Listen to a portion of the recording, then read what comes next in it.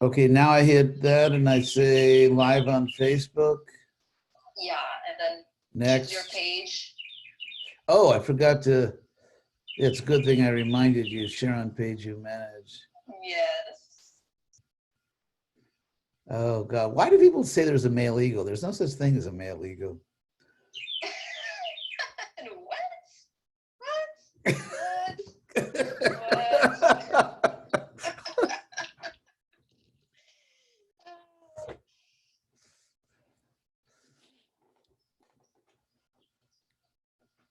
Hare Krishna Maharaj. Oh. Oh, they're here. Accept my humble obeisances. Jai Prabhupada. Ah, who's that? This is Malini. Malini. Hare Krishna, Malini. I'm a nice person. Ich bin sehr nett. Yeah.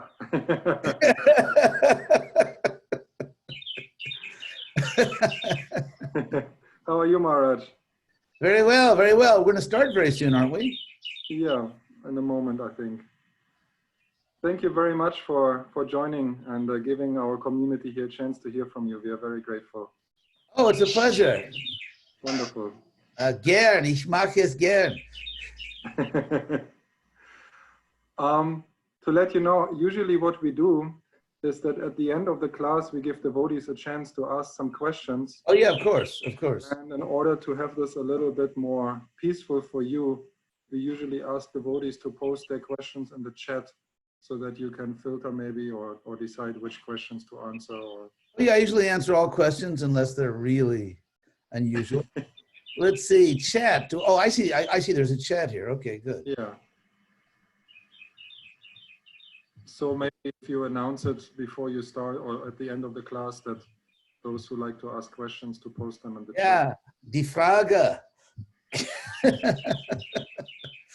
And hey, Malini, do you want?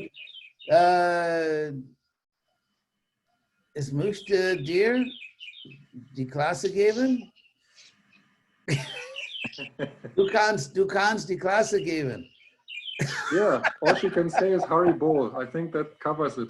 Haribol, Haribol. That covers it. Jai Prabhupada.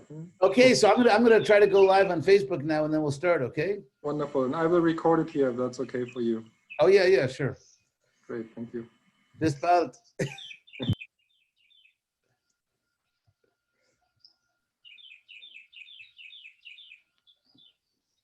So let's see if it goes live now on Facebook. Yeah.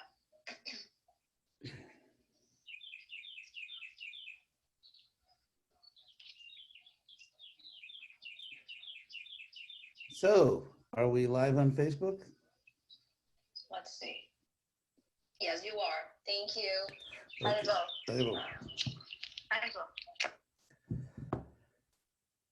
Okay.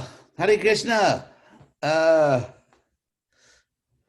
In Deutschland, guten Abend, vielleicht. So I'm going to speak in English, of course. And today I want to do some philosophy. So I hope you can tolerate a bit of philosophy here.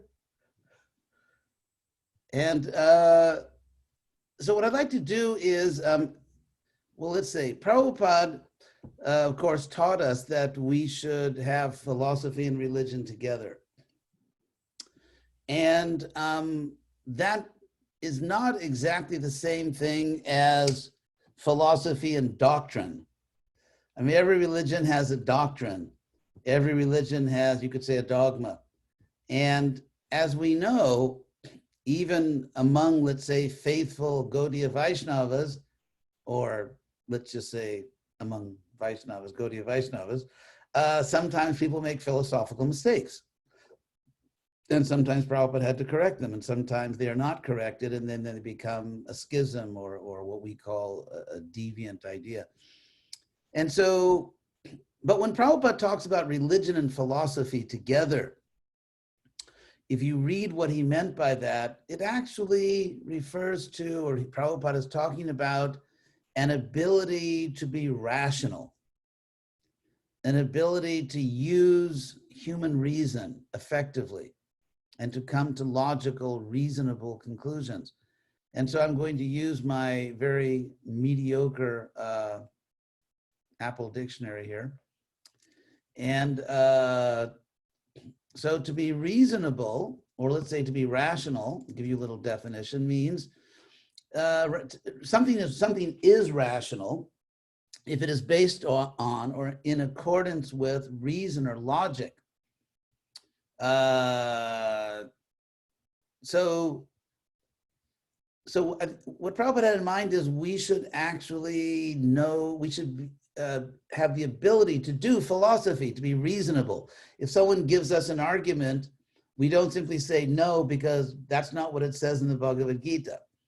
Of course, among devotees, you can do that. You can say, well, no, Krishna says something else. But if we want to persuade intelligent people that don't accept everything in the Bhagavad Gita, we have to give good reasons. And in the Gita guide, which I did by Krishna's mercy, I tried to do that. I tried to just show that Bhagavad Gita is reasonable.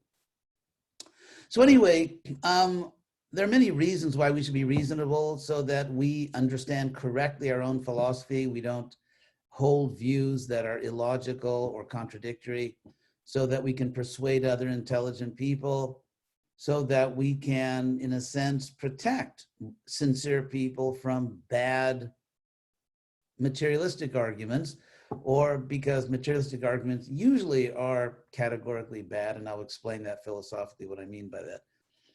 And so there are many good reasons why, for our own benefit and for the benefit of others, we should try to be reasonable. And so in this class, I'm going to give sort of a very brief overview of philosophy. Like in order to, let's say, effectively do philosophy in Krishna consciousness or anywhere, there are just certain basic aspects of philosophy that you should be aware of. And so I'm going to go over them. One is epistemology. This is very simple, very basic. Episteme in Greek means knowledge. So and of course, logos means logic, to give a logical account of something. And so epistemology basically is an attempt to understand in a reasonable way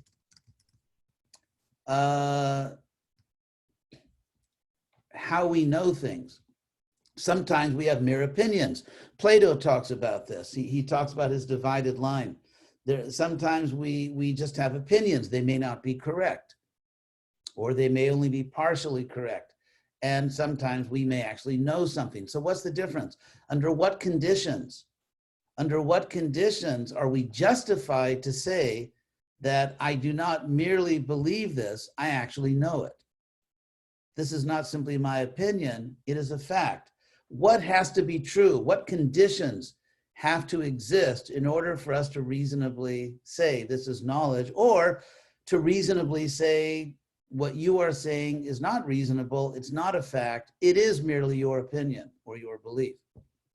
So the branch of philosophy that tries to deal with that is called epistemology. Aristotle pointed out something very important about epistemology, which is still considered to be important today. And that is that no matter what you say is true, like you can say the sky is blue, or the sun is shining, or my name is Frederico or something. I mean, you can say anything and someone can say to you, prove it. I don't believe what you're saying is true. I have doubts about what you're saying, so prove it. What Aristotle points out is that there's a problem here, in that you can be pushed into an infinite regress of proofs. And to give my old example, which is, I think everybody's getting tired of, including me. But, I always give the simple example. Someone could say that it is a fact, not my opinion, that water boils at 100 degrees Celsius. And so then someone could say, prove it. You put a pot of water on the stove and then it boils at 100 degrees Celsius. Someone could say, well, that's not pure water, or that's not real mercury in the thermometer.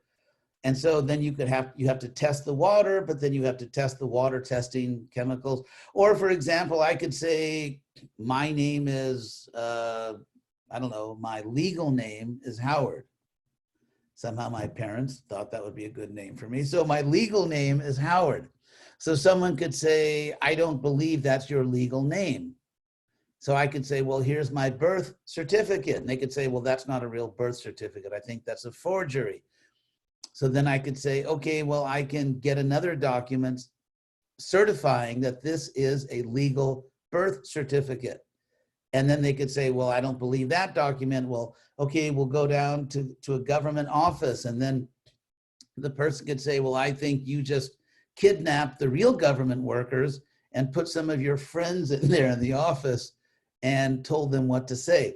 And so, as you can see, this gets very silly, it gets ridiculous, but the fact is that you can be pushed into an infinite regress of proofs, so that someone could say, well, you can never know anything, and you could fall into radical skepticism,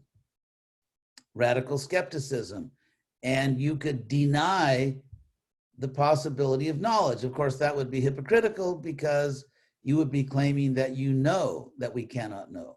And so that would be a problem also.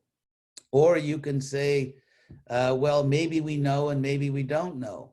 Of course, that's also contradictory, because if I know something, if I actually know something, and you say maybe, vielleicht, if you say maybe I know, then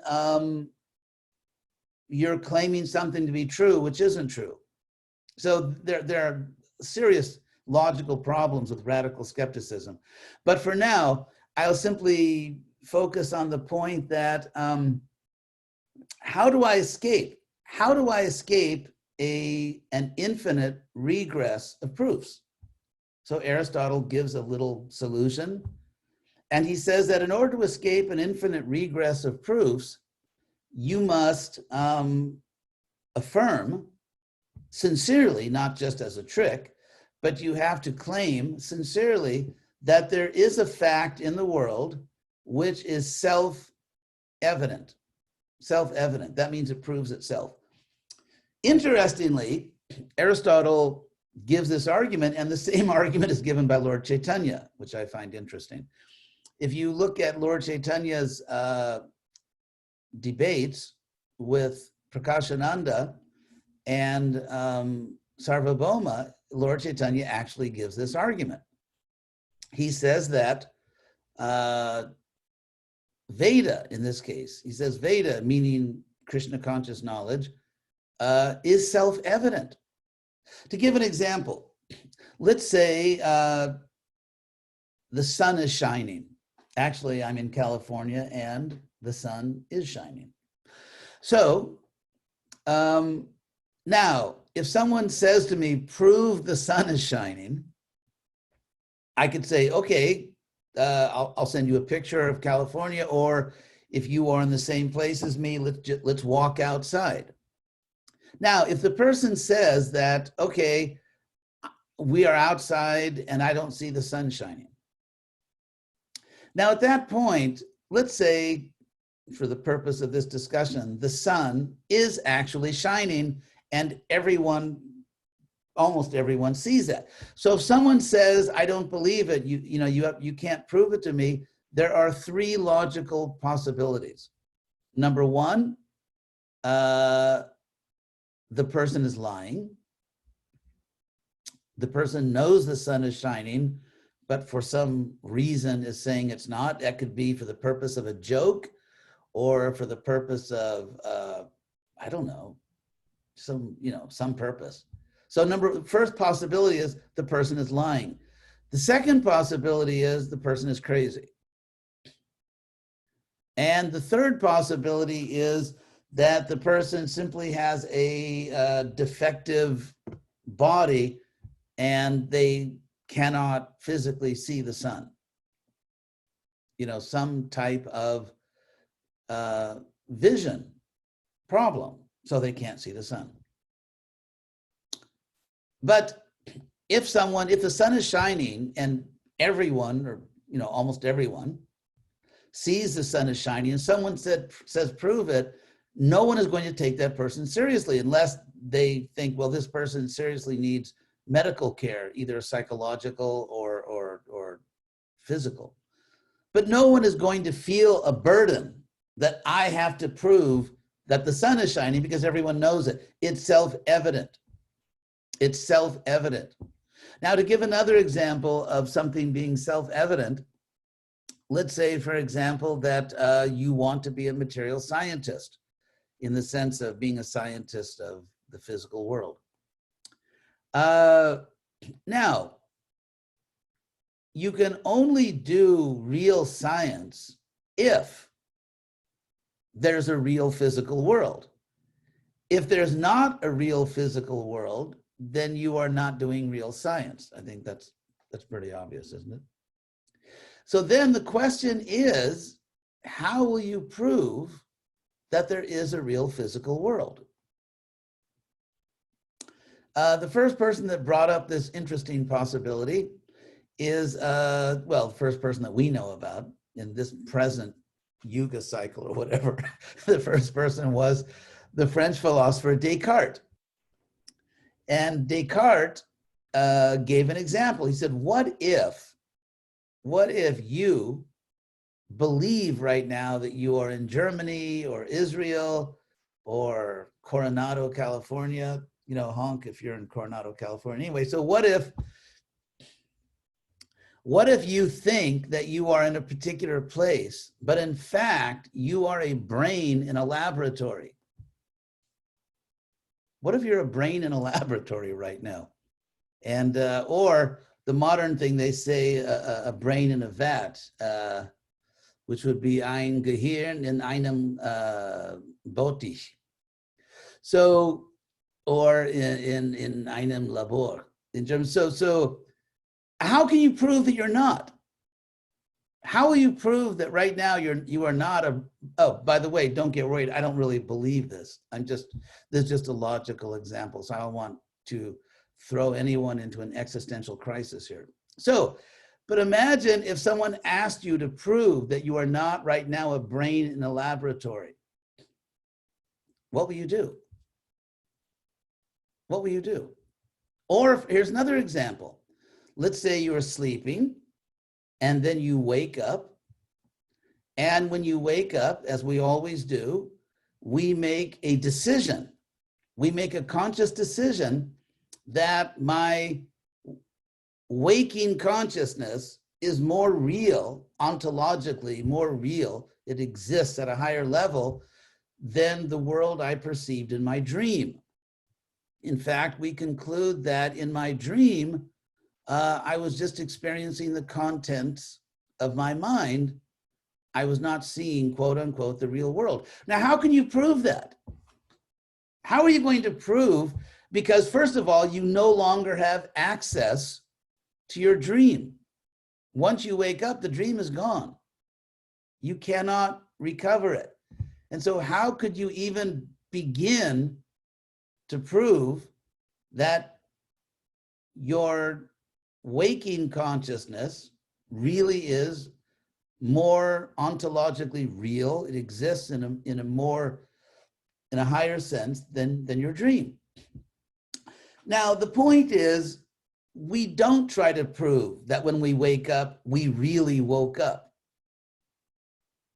We actually don't try to prove that. We don't try to prove there's a real, scientists don't try to prove there's a real world outside their brain. Why? Because all of these things are self-evident. They prove themselves to us.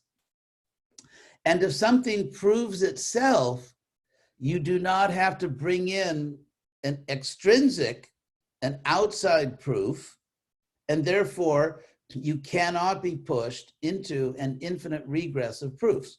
So this is what Aristotle said, and actually Lord Chaitanya said the same thing.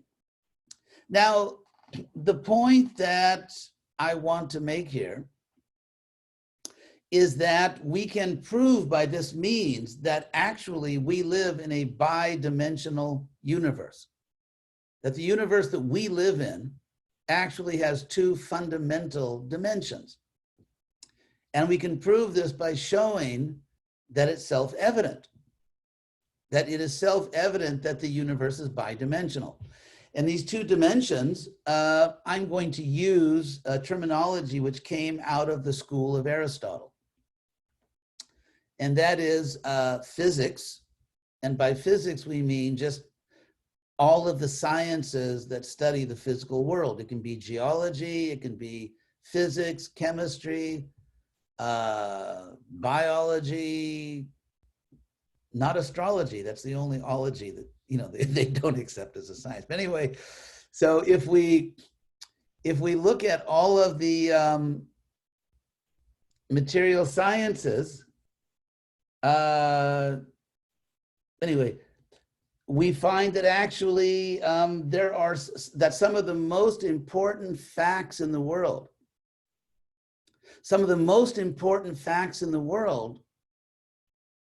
that everyone accepts, not only as true, but as self-evidently true, are not physical facts. So Aristotle had another category called metaphysics. And meta in Greek means after or above, what comes after. And so Aristotle divided, or it was divided by his students, his teachings into physics and metaphysics. Now, I will give you an example of a case. We can say Germany, we can say any country, but we can talk about Germany, where a decision has been made by the German people to base their entire society, to organize German society politically, socially, morally, in every sense, based on a metaphysical fact, even though this metaphysical fact contradicts a physical fact. And by physical fact, we can also say an empirical fact. And so we have a case where there's an empirical fact, there is a metaphysical fact which contradicts it completely, and yet the German people have decided to base their society on the metaphysical fact and reject the empirical scientific fact. And of course, this example is very simple. It's the fact that German society has chosen democracy as their political system. And as their judicial system, they have chosen the concept of equality. Of course, democracy is based on an assumption of equality, because if people are not equal, why would you have democracy? So let's look at equality. Now, first of all, let's look at the concept of equality in terms of material science or empirical physical science. All of physical science, all of material science tells us that we are not equal, period. All of science. There is no branch of science. There is no branch of science, not neurology, not physiology, not biology. There is no branch of empirical science that tells us we're equal. In fact, every branch of science tells us we are not equal. And yet, if we are good citizens, we are supposed to believe that we are equal. How could that be true if it goes against science? It's very interesting. Sometimes when these governments justify abortion, they say there's no scientific proof.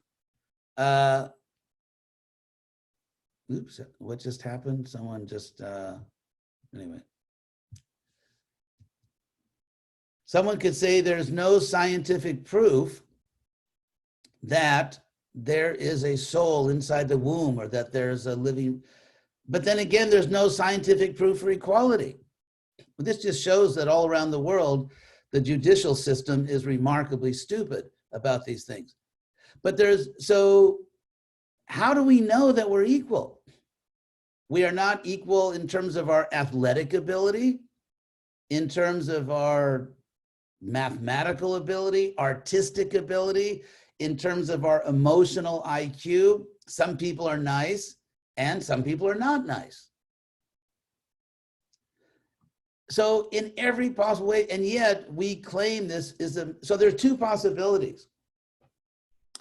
Either this whole idea of equality is simply complete ignorance, it's complete nonsense, which is what science would say actually. Or the other possibility is that there is an objective metaphysical dimension to the universe. Those are the only two possibilities. Either you have to say, and of course this gets into the realm of morality and ethics. So or take another, thank you, whoever turned that off. So another possibility is, let's say in the realm of aesthetics, beauty. For example, I think anyone that has a brain knows that one of the most beautiful pieces of music is Beethoven's Ninth Symphony, just to give one example. Dun, dun, dun, dun, dun, dun, dun. Anyway, I won't punish you by singing it. So the idea here is that actually beautiful? When we hear beautiful music, we know that it's beautiful. We know that it's beautiful. And yet, if the universe is unidimensional and there's only physical object, then there's no such thing as beautiful. There are no beautiful people, there are no beautiful faces, there are no beautiful scenes in nature, there's no beautiful music, there's no beautiful literature. Nothing in the universe is actually beautiful. Because that's what physicalism, that's what philosophical materialism tells us. And yet we know that some things are beautiful. And therefore, beauty, since it's metaphysical, there's no physical fact that this face is beautiful, this music is beautiful, this scene in nature is beautiful. That cannot be an empirical fact, because empiricism can only tell you about the geology, about maybe the molecular structure. You could talk about the quantum physics. Empiricism cannot speak about beauty. All they can say is, for example, they try.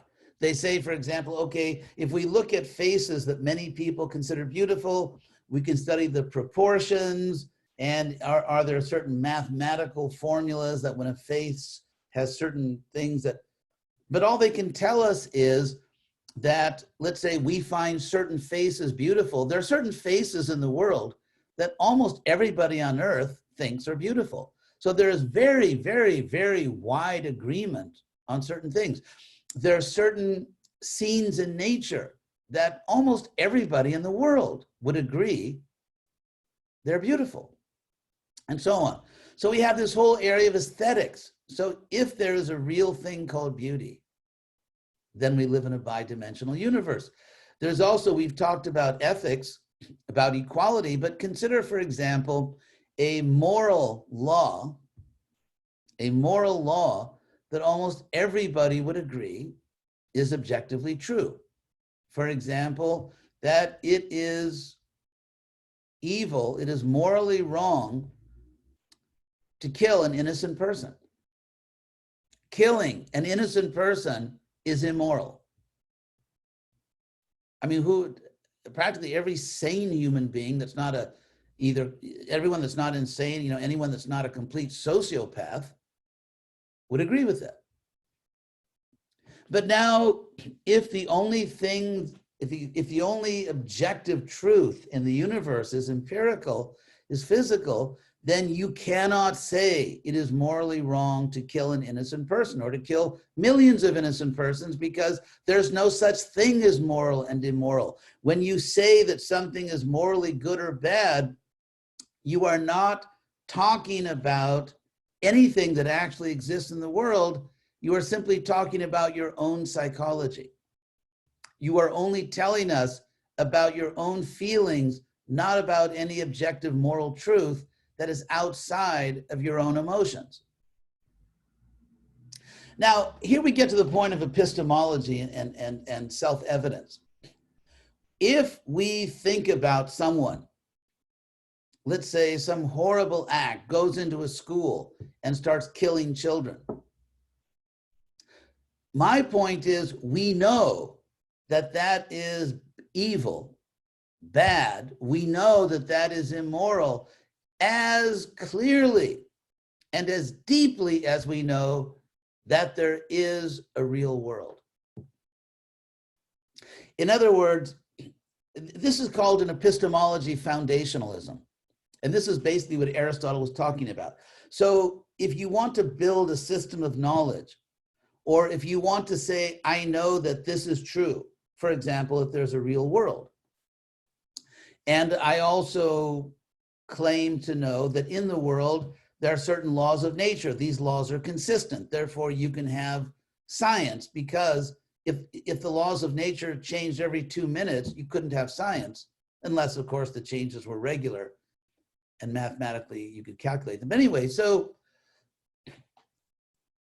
if you say that the universe is unidimensional, there's not a metaphysical dimension, then you cannot logically say, you cannot intelligently say that it is morally wrong to kill innocent people. There is no such thing as morally right or wrong. They don't exist because they're not empirical. They're not physical things. So if it turns out, as it does, that a scientist cannot prove there's a real physical world, because if a scientist, for example, let's say I hold up an object, which happens to be reading glasses. So if you would, by the way, if you want to buy this, write to me and you can give me a very large donation. I'll actually sell these to you. But anyway, so let's say, I'm just kidding, actually. You can get them very cheaply in a store near you. So if I hold this up and I say, of course there's a real physical world, because look, but that is circular reasoning. Circular reasoning means that my conclusion, how should I put it, that or the proof that I give for a conclusion contains its own conclusion. In other words, this little case for glasses is real only if there's a real material world. If there's not a real material world outside my mind, then this is just another illusion. So I cannot give this evidence of a real material world. I cannot give this as evidence because this depends on the conclusion that I'm trying to argue for. So I can't give my own conclusion as evidence for itself. If I give my own conclusion as evidence for itself, the argument goes around in a circle. And this is called circular reasoning. Therefore, if we can agree, as we do agree, that there's a real world outside of my mind, and therefore, and that's self-evident, and if that constitutes a legitimate way to begin a system of knowledge, we know, as much as we know there's a real world outside our mind, we know that some things are wrong. That's wrong to kill innocent people. We know that as deeply as in fact, we know it more deeply. Because, for example, if you go to Disney World, which I am not suggesting you do, but if you happen to go to Disney World, then they have, or anywhere, I mean, there's certain technology now which goes beyond the ability of your senses.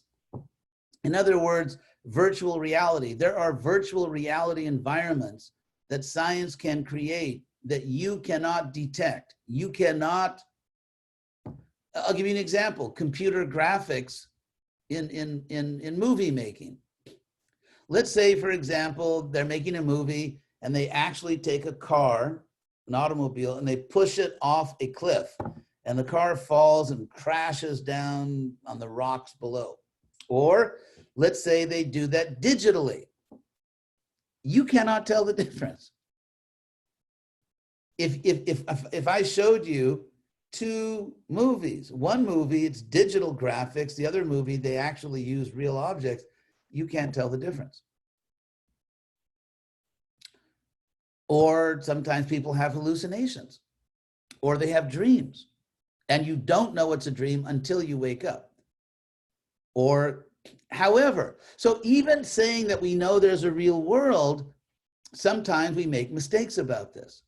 However, we don't make moral mistakes. This is basically what Kant said. Immanuel Kant, he was a German philosopher who was agnostic, and in his attempt to defend metaphysics, basically destroyed it. I mean, at least for other agnostic philosophers. Kant's the kind of philosopher you could say, with a friend like that, you do not need enemies. Anyway, but we won't talk about Immanuel Kant. But Kant was saying that we have a basic understanding of moral principles at the deepest level of cognition. As much as we know anything is true, we know that certain things are right and wrong. Such as, for example, if you're walking down the street and you see some person just start killing innocent people, you know that it's wrong as deeply as you know anything. As deeply, if not more deeply, then you know there's a real world outside your mind. And so therefore, if a self-evident assumption is a legitimate, a valid epistemological basis for a science, why isn't that same structure a self-evident fact about the world, such as that it's bidimensional? There are metaphysical facts in the world, either moral, aesthetic, or you could talk about the laws of nature. We'll talk about that. Or mathematics. So we know that there are spiritual things as deeply as we know there are material things. And we're using the same, in terms of Western philosophy, or even Vedic philosophy, we're using the same epistemological structure. And therefore, we are equally justified in a philosophical sense. So that's one point I wanted to make. So now, if you understand that philosophically, logically, we do live in a bidimensional universe, which then the next question is, how could that be true? How could it be true? What does that mean? If we live in a bidimensional universe, what other facts must be true? For example, the simplest explanation of how we could live in a bidimensional universe is that there are two, not one, but two basic kinds of things in the universe. If everything in the universe was physical, the universe could not be bidimensional. If the universe is bidimensional, which we can prove in the same way we prove there's a real world, that means there must be two fundamental entities in the universe. And that's exactly what Krishna teaches in the Bhagavad Gita. There is matter, prakriti, and there's atma, there are souls. So anyway, this is just so getting to ethics, how do we show that there is objective morality? It's interesting, people say the most incredibly foolish things all the time, and some of them even imagine they're intellectuals. It's unglaublich. I mean, it's really unbelievable. I'll give you an example of something almost unglaublich verrückt, just unbelievably crazy, that people who think they're intellectuals actually say. They say, for example, that you should not impose your values on other people. Has anyone not heard that sometime? You can't impose your values on other people. Well, or society cannot impose its values. But if that's true, then there cannot be a law against murder. Because to say that murder is bad is a value judgment.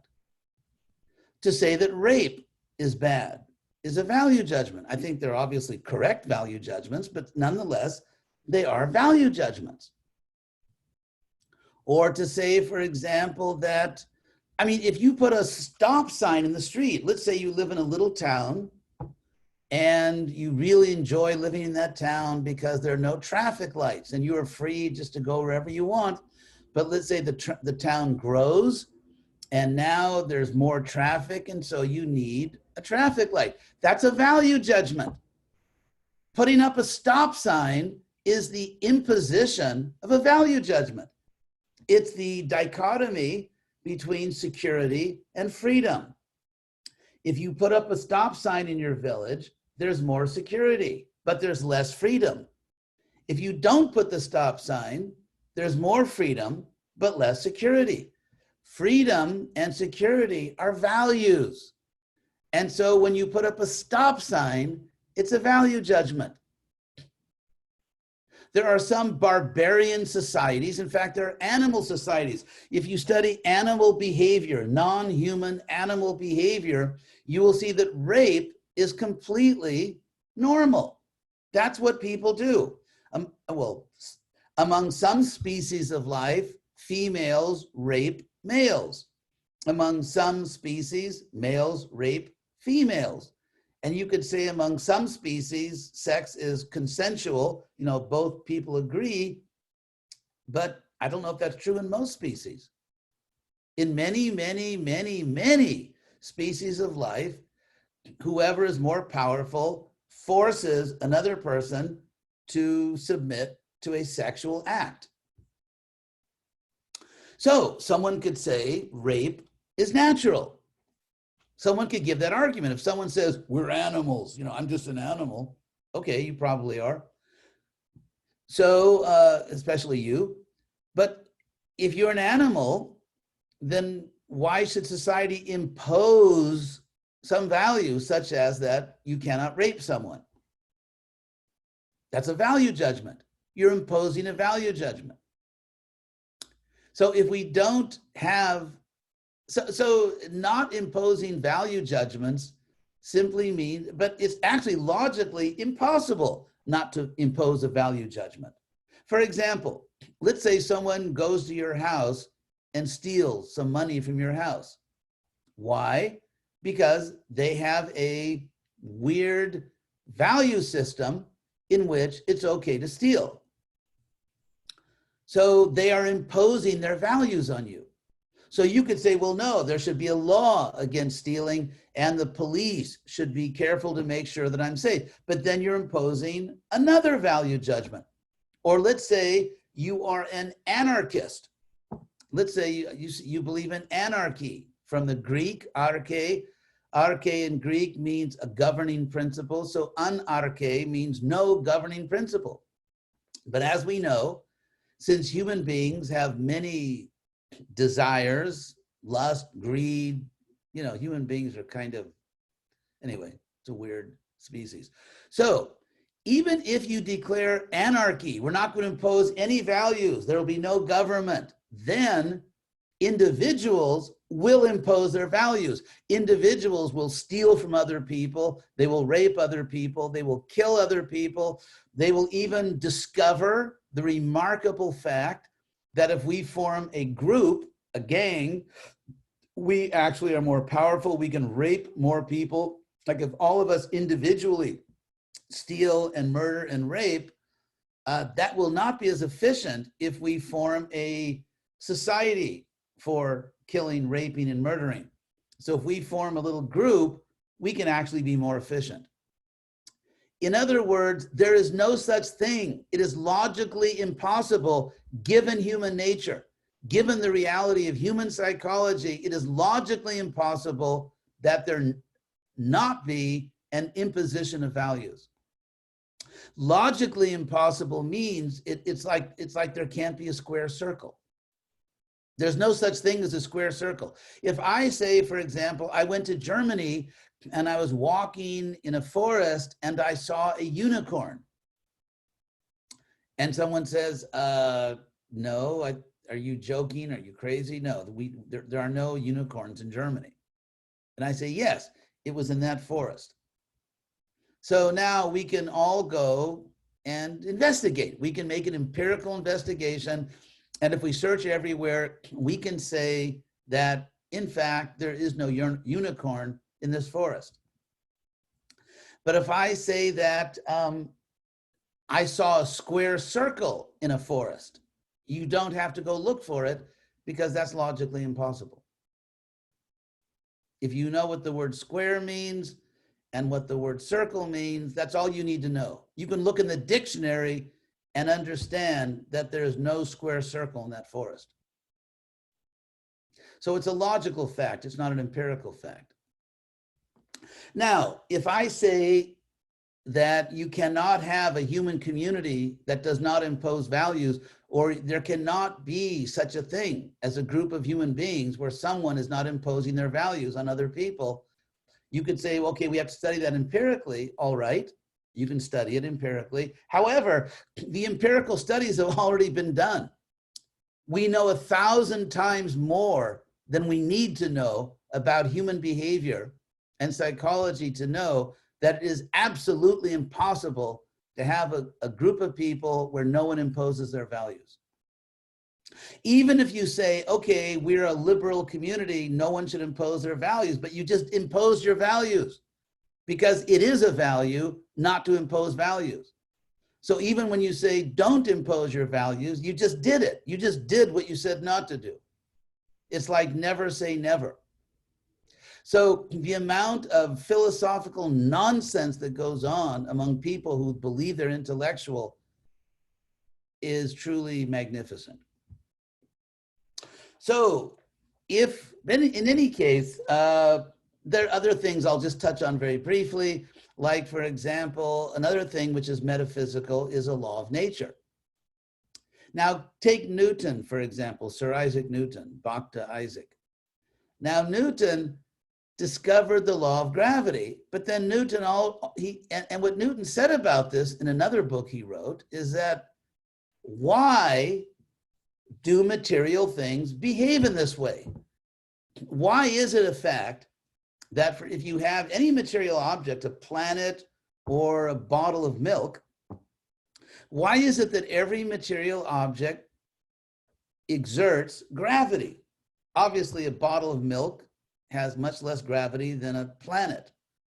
So that if you throw a ball in the air, it doesn't immediately go to the bottle of milk. It just goes down to the earth because the Earth's gravity is much stronger. Still, there is gravity. So Newton himself said, why is that true? Why is there such a law of nature? And he said there's no scientific reason for it. You can describe the law of nature, but you cannot say why it exists because those are different questions. And Newton said there is a law of gravity because God made it that way. That was Newton's explanation. So there is there are two kinds of laws. There are nomological laws and there are what are called axiological laws. In other words, you can say there is a law of gravity. You can explain how, or if you want to use Einstein's space-time version of it, you can explain why, for example, the moon goes around, or how the moon goes around the Earth. Why it goes around, you can't explain. Because if you say why in a teleological sense, you can't answer the question materially. I'll explain what I mean by teleological. In Greek, by the way, thank you for tolerating all this philosophy. It's I'm amazed that you can actually deal with all, I mean, no one is screaming or turning off their computer. Anyway, so in Greek, the word telos in Greek means a purpose. And this is like axiology. So axiology means philosophy of values, and teleology means the philosophy of purposes. These are obviously related because if you have a purpose, let's say you decide that today I want to eat more protein, right? This is something a devotee might tell themselves. Today I need to eat more protein. Now, you just gave yourself a purpose. You just created a purpose for yourself. Why did you do that? Because you have a value. Namely, you value, let's say, being healthy or being strong, and you've realized that you have a protein deficiency. So because you value health, Gesundheit, because you value health, therefore that value generates a purpose. Namely, doing things that will make you healthy, doing things that will allow you to achieve what you value. Or you may place a negative value on things. You may place a negative value on sickness, Krankheit in German. I think it's practicing my German, sorry. Anyway, Krankheit. So you may say that I place a negative value on sickness. Therefore, I will do certain things. I have now a purpose in life, which is to avoid certain actions that will make me sick. So again, now teleology means that there are, in this case, there are objective purposes.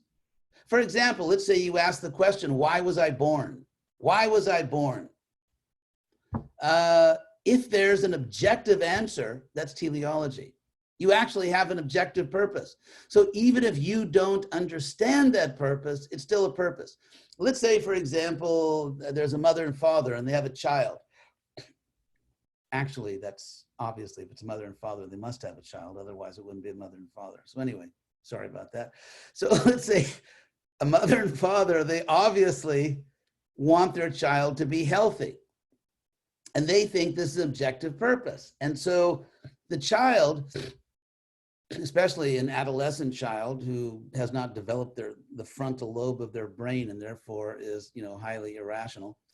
So let's say a child is not always rational. And so a child doesn't understand the value of being healthy. And therefore the child doesn't behave in healthy ways. That can involve driving a car in a completely insane way. It could involve, smoking, which is, among the more stupid things that people can do. So let's say smoking or driving a car dangerously or whatever. So people who believe that being healthy is an objective value will say, even if this person does not understand the value of being healthy, it still is an objective value. And it's objective because when the person gets sick or is smashed in a car accident, they will be very sorry they didn't act in a healthy way, and they will wish they did. And in the future, if they recover, they will change their behavior. So this is called teleology. And one teleology, of course, is also metaphysical. So what we are saying, because I want to kind of get to the Krishna conscious point here, I mean, there's a lot of philosophy, but in Krishna consciousness, we can actually demonstrate logically, philosophically, that Krishna consciousness is reasonable. It's reasonable. Our principles are reasonable. Our 4 regular principles, probably the most universally popular part of our movement for non-devotees. But anyway, I'm joking. So, but we can, I will just to, as far as the principles we follow in Krishna consciousness, I will bring up a very famous question, one of the most famous questions in Western philosophy. It was a question asked by Socrates, good old Socrates. It's a question he asked a kind of a very foolish person named Euthyphro. This is a person who thought he knew everything about morality, but was actually a fool. Typical Socratic dialogue. So Socrates said to Euthyphro, are certain actions morally good because the gods love those actions, or do the gods love those actions because they are morally good? In other words, if we hear in Krishna consciousness, you should do this and you should not do that, is that simply because there's someone in the universe who's much more powerful than we are, namely God, or even demigods, and they have the power to punish and reward us, and therefore, if we understand our rational self-interest, if we want to avoid pain, either emotional or physical or whatever, if we want to avoid pain and we want to pursue pleasure, then rationally, we should do what these authorities tell us, because they have the power to punish us or reward us if we don't follow or follow what they say. So that's the question.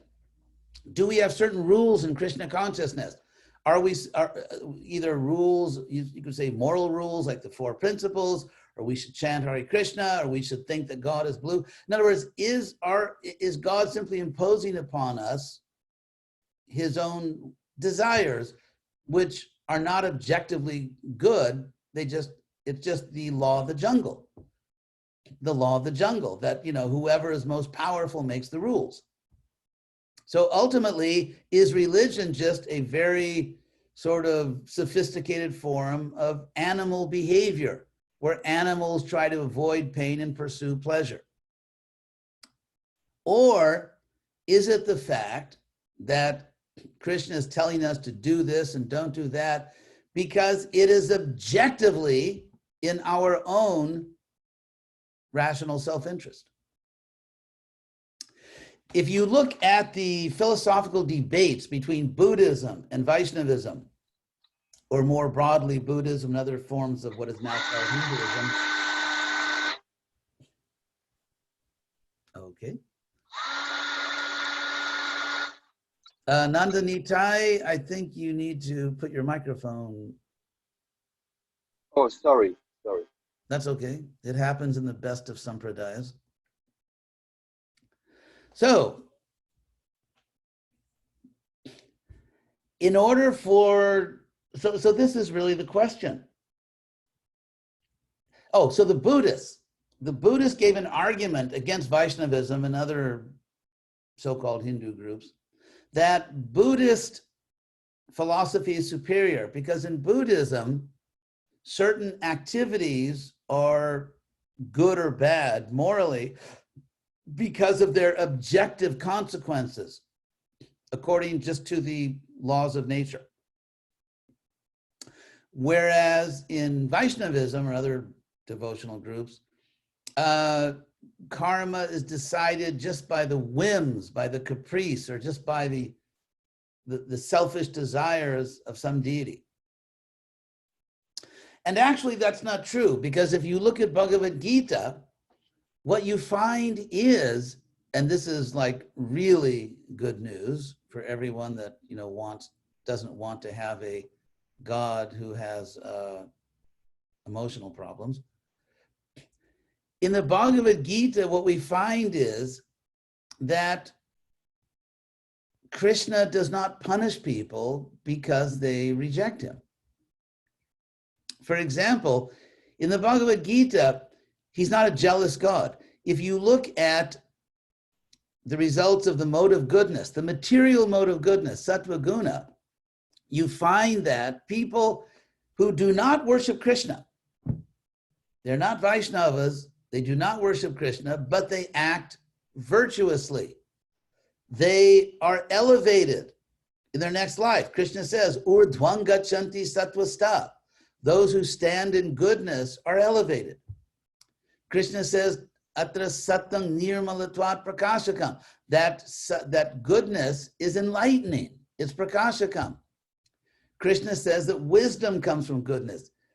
He says that sattvat sanjayate sukham, that from goodness comes happiness.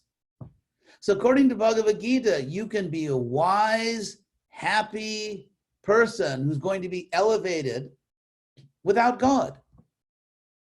Because Krishna also says that yajante satvika devan.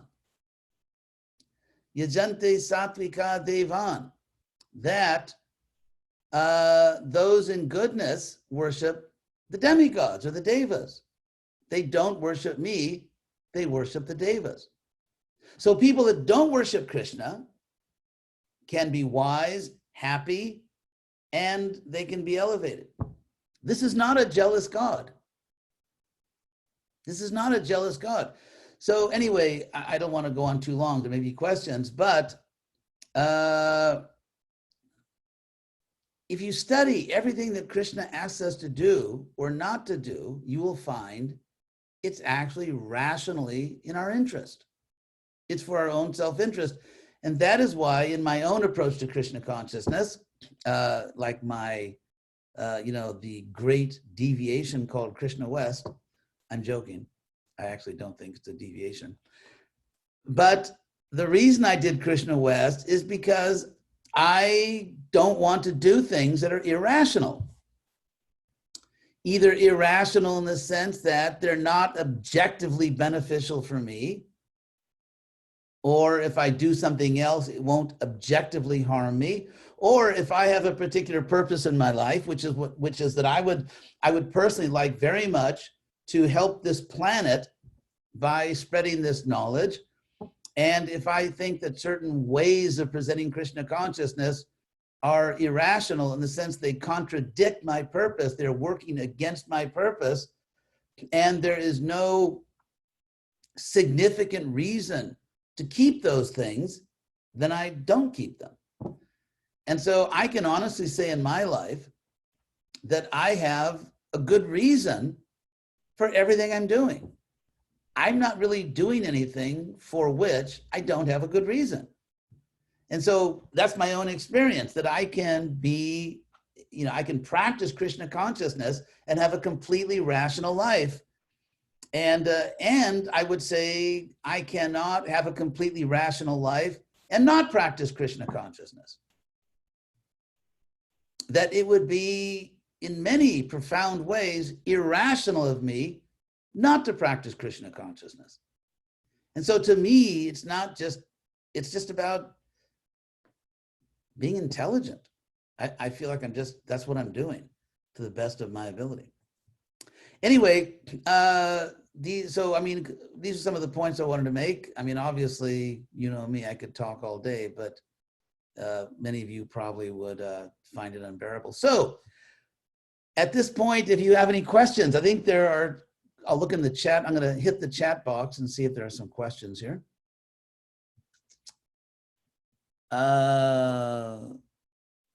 Okay.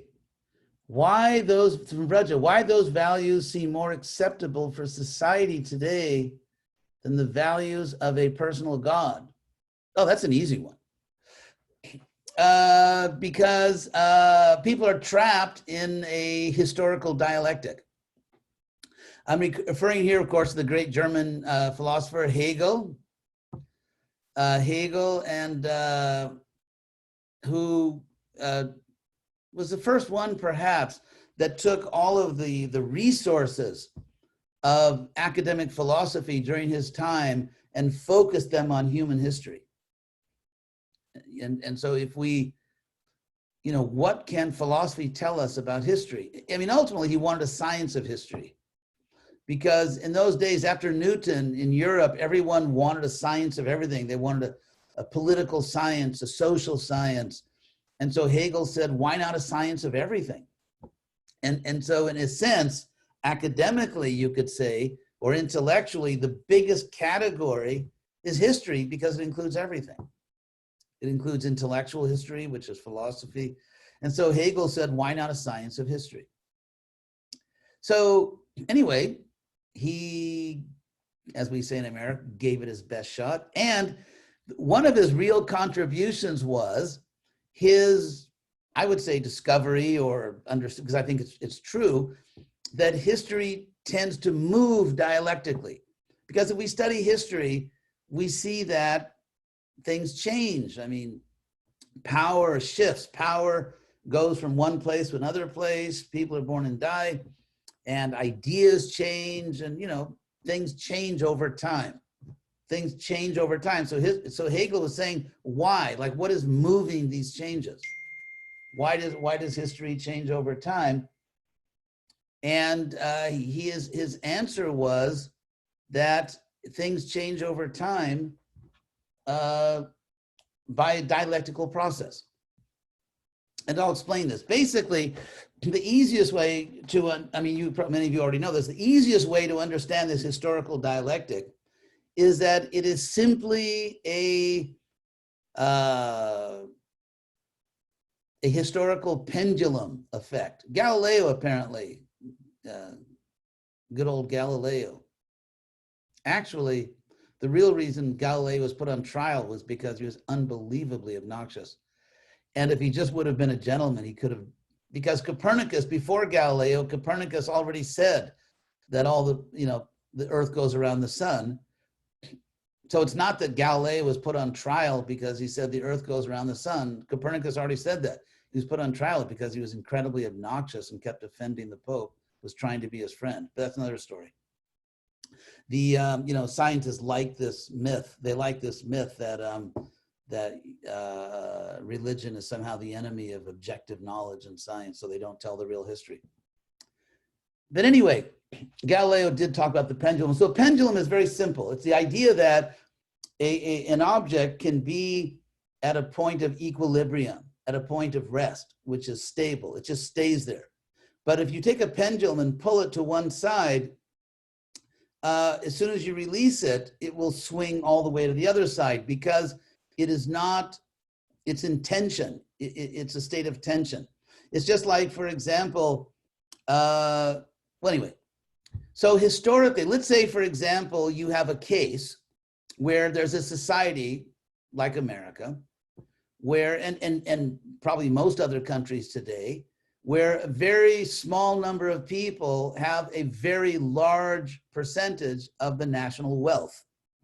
So you have a lot of people that don't have much money, and you have a few people that have more money than they need, more money than they can ever spend.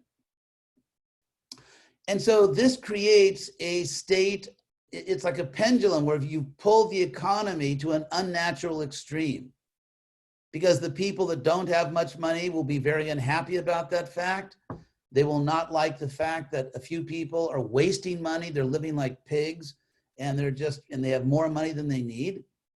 And so this creates social tension. And so what will happen is, I mean, to give a very good example of this, the French Revolution, where you had, almost all of the money in the hands of a few people, the nobles. You had a very large number of people who were suffering, who were poor, and you had these, sort of this dynamic duo of totalitarianism, which was the church and the monarchy. And so they controlled power. They not only controlled temporal power, they even had absolute control over your future life. And so you get a revolution. What happens is this extreme, as Marx said, Karl Marx, it creates, and as Newton said, it's one of Newton's laws of motion, that every action produces an equal and opposite reaction. And so when you pull the pendulum to this side, it creates an equal and opposite reaction. It goes all the way to the other side. And so Hegel said that any historical situation, which you can call a status quo, it's not exactly in the middle. It's not equilibrium. It's not a perfect society. And therefore, inevitably, some people are not happy. And that unhappiness can be transformed into political action or even violence or whatever. And so you get this, and so you get history in a certain status quo. It creates its own opposite, according to Newton, an equal and opposite reaction. You get this opposition between what is and what other people want it to be. There's conflict, maybe there's war, there's whatever, and then you get a new reality, which becomes the new thesis. So why are people, so in answer to the question, let me go back to that question from Braja. Why don't they want a personal God? That's obvious. Because of all this terrible religion that they've had, which was based on a personal God. I mean, if you look at, everyone knows the list. We can go through the list together. The Crusades, the Inquisitions, all these crazy things. And so so-called personal religion was so traumatic and so abusive and barbaric that people went to the opposite extreme. Now, the message that I'm trying to communicate to intelligent people, non-devotees in the West, is that by definition, the antithesis is also not a point of equilibrium. If you have an abusive thesis, which creates its own antithesis, that antithesis, by definition, will be equally bad. It's just like after World War I, in Germany, you had this Treaty of Versailles, which was abusive, and basically, destroyed Germany. And then that thesis of completely humiliating and degrading Germany produced an antithesis, which was also, as we know, pretty bad. We know what happened. So therefore, we have to move forward the synthesis. Society has to be mature enough not to get stuck in this mindless antithesis. Because one point that I make is, if you reject the idea of God, I mean, what you think God is, if you reject the idea of a personal God, you are basically rejecting human reason. Because human reason, your ability to reason as a human being, is based on your ability to perceive causality. If I do this, it causes that. If I do that, it causes this. If I take 2 apples and then I add 2 more apples, that causes 4 apples to exist. And so whether it's mathematics, whether it's any science, human reason is based on your ability to understand causality. And it is a principle of causality, Satkaryavad, that a cause must be in some way present in the effect. This is actually a principle of ancient Vedic logic. For example, let's say you're on the Autobahn or you're just on some street and there's an accident. There's an accident. One car hits another car. So the police come and then the insurance people come and they take pictures. They study the skid marks. What are the marks on the pavement? And what's the position of the car? How did the cars, what was the point of impact? And they come to a rational conclusion of whose fault it was, who caused the accident. The police want to know, the insurance companies want to know. But this whole process of investigation is based on a logical assumption that the cause must be somehow present in the effect. Let's take, for example, Historische Wissenschaft. Let's say you're studying history. And so you want to know, why did America get involved in Vietnam? Why did they get involved in this catastrophe of the war in Vietnam? And so the way you analyze it is, you have to start with the effect. And in time, you have a cause, and then it goes to an effect. But analytically, you have to go backwards. You start with the effect, and you go back to the cause. This is true in medical science. No one tries to find a cure for a disease that doesn't exist. We only try to find medicine or cures for diseases that do exist. But a disease is an effect. So you start with the effect, and then you try to go back to the cause. So in that same way, the biggest effect that any of us know about is called the universe. The universe is the supreme effect that we know about.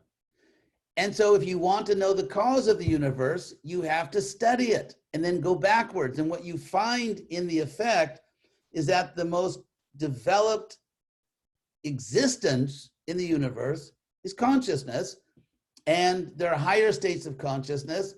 And so therefore, how could there be an unconscious cause of a conscious effect? By the way, this gets into the point that the laws of nature are also metaphysical, because you could say that the laws of nature are simply descriptive. In other words, the laws of nature just describe the way material things behave. But that's actually not possible. The laws of nature are also prescriptive. They're also causal, because according to the Big Bang Theory, before the universe, you have this quantum state in which you don't have space and time, and you don't have laws of nature, but there must be some laws, because the laws produce the universe. In other words, the physical laws of nature are created by other laws that by definition are not physical and do not exist in time and space. Otherwise, they couldn't create time and space. Therefore, even, anyway, Big Bang Theory actually points to a metaphysical reality. So, but I want to go on to the other questions, otherwise we'll be here all day. But yes, why don't people want to talk about God? Because they're acting emotionally and not rationally. It is the whole way. So one of the ways you reason is by causality. Another major way that reason works is by generalization. For example, let's say you see a dog, and then you see another dog, which if you're in America or Germany is very likely. You will actually see many dogs if you walk down the street. So let's say you see 3 or 4 dogs, and let's say you do not have the power to generalize. And therefore you have no idea that, let's say one dog is big, one dog is small, one dog is this color, that color, different species or races of dogs. You have no idea that they're all dogs. You have no power to generalize. Therefore, you're never going to have a science of zoology. How could you have biology? If you see here's a cell and here's another cell, but you lack the power to generalize, and therefore you don't know that there's such a thing as a cell. You only know there's this thing here and that thing there, and you have no power to generalize. So without generalizing, it's impossible to actually be rational. It's logically impossible to reason. And so if you are trying to understand reality, if you're trying to understand the universe, what you're doing is you're studying 2 things. You're studying causalities, and causality would tell you that how the universe must come from something that's conscious. And in terms of generalization, you would be searching for larger and larger categories so you can explain more and more data with fewer and fewer categories.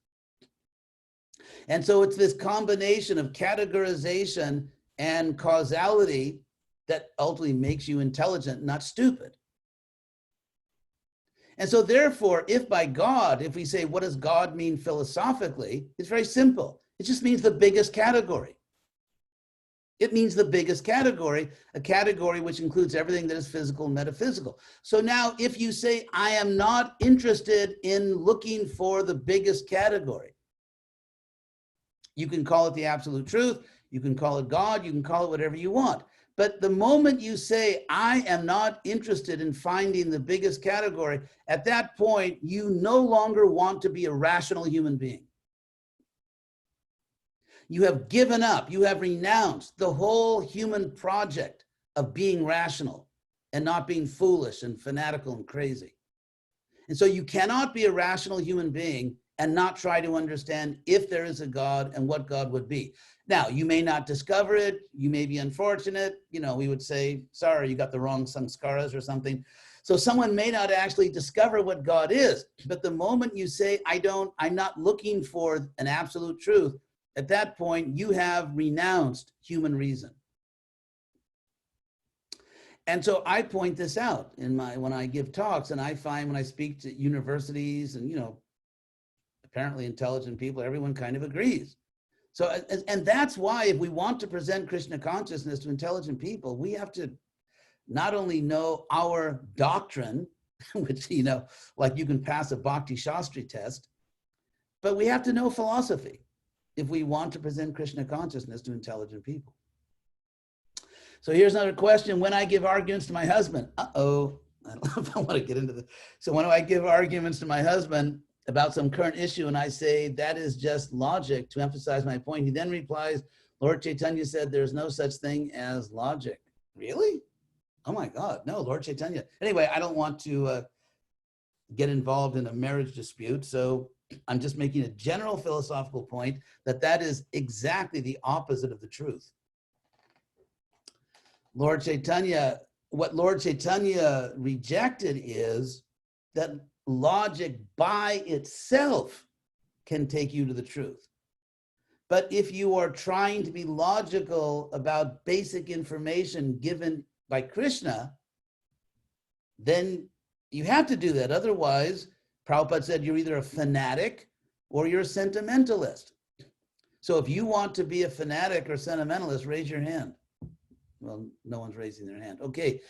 So to say that Lord Chaitanya rejected logic, no. It's like, for example, let's say to give a very unlikely example, let's say I'll give a real example from the real world. I really like fried potatoes. You know, like French fries, they call it in America French fries. In England, they call it chips or something like, yeah, chips. I mean, if my body could never get sick, I would probably have French fries for breakfast, lunch, and dinner with ketchup. Anyway, but I don't do that with some ice cream also. I after the French fries, some ice cream. Now, the reason I don't actually eat that is because it's not logical. So what I mean to say is, you know, having a little fried potatoes is nice, but you can't just eat fried potatoes. And that's Lord Chaitanya's point. Logic is good. Logic is necessary. Lord Chaitanya used logic all the time. When he told Sarvabhauma and Prakashananda about, you know, the self-evidence of the Vedas, he was using sophisticated philosophy. But just like you cannot eat fried potatoes and nothing else, you can't just use logic by itself. And what Lord Chaitanya is actually referring to is the statement in the Mahabharata that Tarko Pratishta, logic is not the foundation. Now remember, I talked to you about foundationalism. In order to get out of an infinite regress of proofs, you have to have a foundation. And the foundation is a self-evident fact, such as that when you read Bhagavad Gita, you have a powerful experience which you can only reasonably explain by saying it's true. It's just like when you're dreaming and you wake up, you can't prove that what you experience is more real than when you were dreaming, but it's self-evidently true. And so when you read Bhagavad Gita, it is self-evidently true because you experience the world and you chant Hare Krishna in a way which is simply more real than when you don't chant, and therefore it's self-evidently true. So once you have a foundation, once you have a self-evident foundation, something which is true, which is important, which you cannot deny because it proves itself to you, then you use logic to find out what are the logical consequences. For example, if I chant Hare Krishna, if I eat prasadam, and then I keep eating prasadam, and then finally someone comes and drags me away. But anyway, let's say I chant Hare Krishna, and then I eat prasadam, and then I read Bhagavad Gita. And this is, by the way, the real story of my life. It was 1969 in Los Angeles when I started going to the Hare Krishna temple, and then I had these powerful experiences that were simply more real than my experience of the world without Krishna. I understood this is categorically more real. And so therefore, I used logic.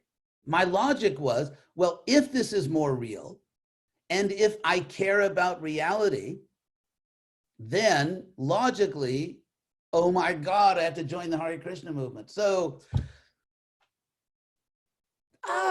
anyways, oh my God, my worst fears, you know, I'm joining an organized religion. Anyway, so, but still it was logical.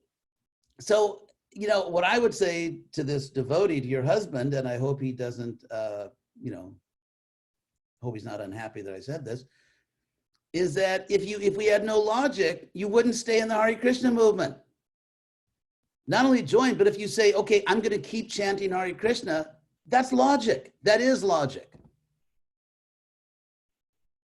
So to say that Lord Chaitanya rejected logic is dramatically untrue. He rejected, what he said is, and actually the Mahabharata gives this sort of very modern philosophical language. Because if, as Aristotle said, or as Lord Chaitanya said, you need a self-evident foundation, but the word pratishta in Sanskrit means foundation. So epistemic foundationalism is right there in the Shastra. Tarko, logic, not. Means not.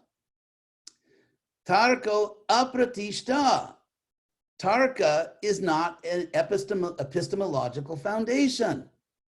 That's what they're saying. But if you have a foundation, it's just like, for example, let's say you're building a house and you're going to put in glass windows because you're not incredibly eccentric and didn't read Vastu Shastra. Anyway, so let's say you're building a house and you're going to put in glass windows. Now, the windows are not the foundation. You can't build a foundation out of thin sheets of glass. Now, this glass will give you a good window. It's not going to give you a good foundation. So logic is necessary.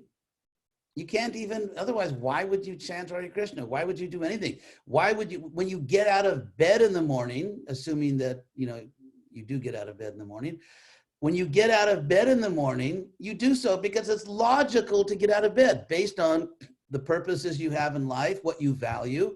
It is logical to get out of bed. It's logical to take a shower. It's logical to eat something. Everything we do is logic. You can't live, if you were not logical, you would die very soon. So that idea that we don't have logic in Krishna consciousness is, wow. So how can we know that our experience of Krishna is real and not something that our mind is concocting when we depend on our mind and senses to make these experiences? Well, no. Well, it's a good question. It's a good question, but we use our mind and senses, but for example, right now I am wearing these extremely stylish glasses. I always say in my classes, you know, everything you can see here, it's all for sale. My glasses, my shirt, you know, make me a good offer. I'm just kidding. Anyway, sorry, I joke. So, so I'm using my glasses as an instrument. Now, I can find out very quickly that these are or are not the right prescription. Like if I buy some glasses and I go to my computer and I can't read anything, or I read something and everyone else says, well, no, that's not what it says. So, you know, there's a way to find out that your glasses are not transparent. And there's a way to find out that your mind or intelligence are not transparent. So let's say, for example, I use my GPS as an instrument. I'm a very technologically advanced ISKCON guru and I have a GPS.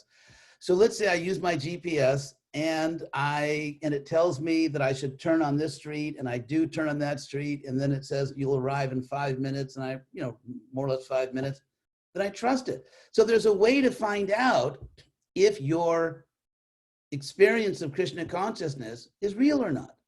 Is it objective? Because Krishna is presenting to you yoga, which means a process with predicted results. It's scientific. If you do these things, something will happen. You'll get these results. My experience, I've been doing this for, oh my God, almost 51 years. Which of course, I always say it means that I began my bhakti yoga practice 2 years before I was born. So that's a joke. So anyway, so I've been doing this for about 51 years and I'm a satisfied customer. I mean, how can you verify anything?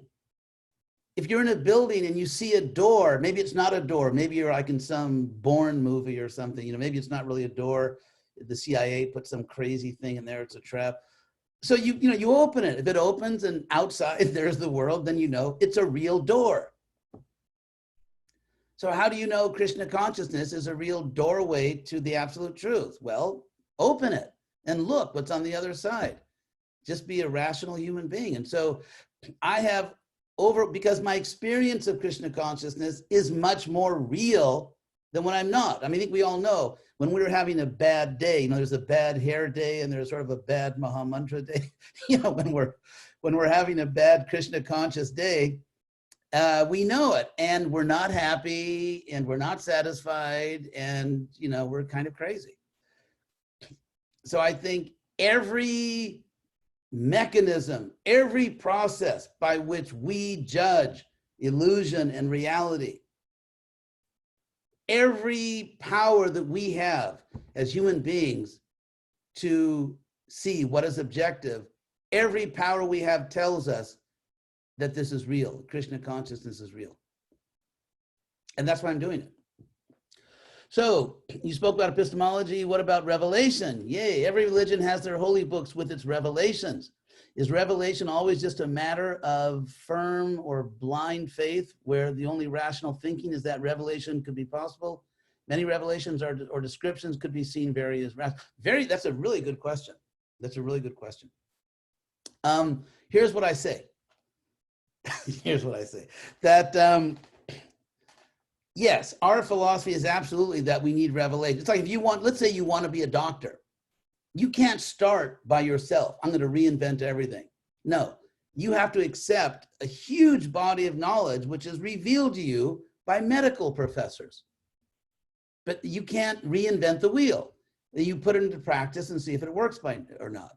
I think the Incas, for all their progress, the Incas in Peru actually didn't have the wheel. But anyway, that's another historical oddity. So, if someone claims that this is revealed knowledge coming from God, then you have a duty and a right to test that revelation to see if it's rational. For example, I'll give you one claim which people realized is irrational.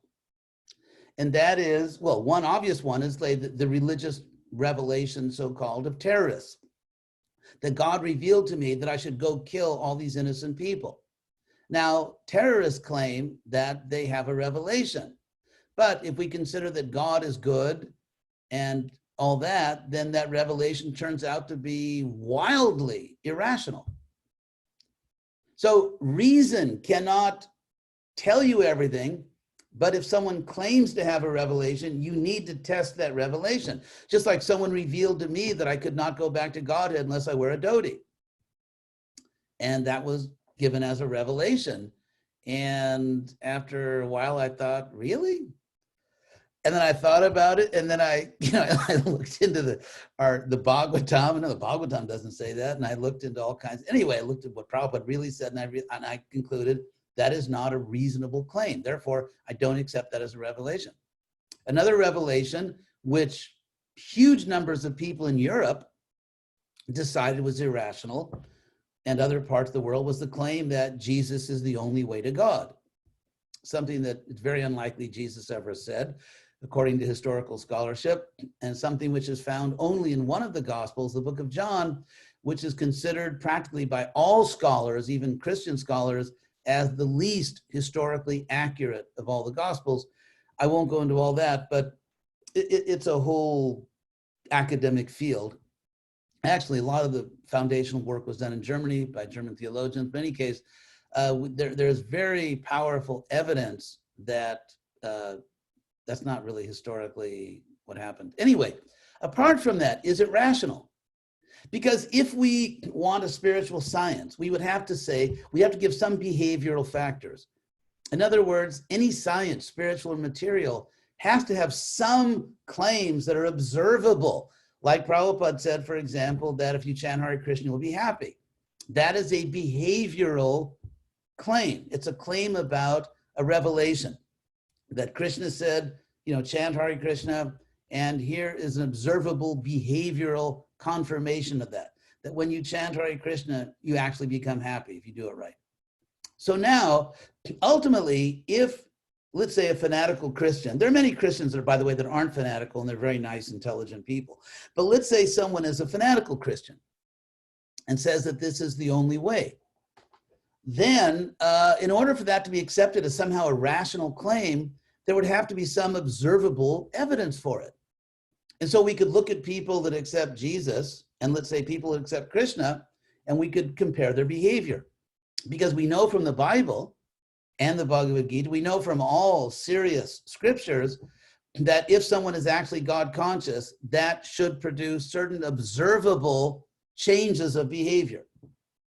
It's everywhere in the New Testament, by the way, that Jesus said, like, for example, he apparently, well, it's claimed that he said to a lady that committed adultery that go and sin no more and then you'll be forgiven. In other words, Jesus is saying to this lady, if you really take me seriously, your behavior will change. And it's everywhere in the teachings of Jesus that sincere devotion produces behavioral change, a change of behavior. And so therefore we can take all those behavioral symptoms that Jesus taught, that someone who's really with God, someone that really, has their heart in the right place, they will exhibit certain kinds of behavioral transformations. And so we can make a list of those, and then we can study people in different traditions. We can study very sincere Christians, very sincere Jews, very sincere Hare Krishnas, even, maybe some types of devotional Buddhists, Muslims, Sufis. And we can see, is it a scientific fact that people who accept Jesus exhibit all these behavioral symptoms that Jesus talks about, whereas people in other religions do not? Now, if that was the case, you could make a rational argument that Jesus is the only way. If it's not the case, then that argument would fail. And actually, you see, there's a group of devotees. I think unfortunately more numerous than we would like, who misinterpret a Bhagavatam statement to say, and by saying this, they basically destroy the possibility of a spiritual science and Krishna consciousness. They say that if someone is a devotee, they automatically have all good qualities, and if someone is not a devotee, they have no good qualities. Now, the good news is the Bhagavatam doesn't really say this. It's actually based on a mistranslation.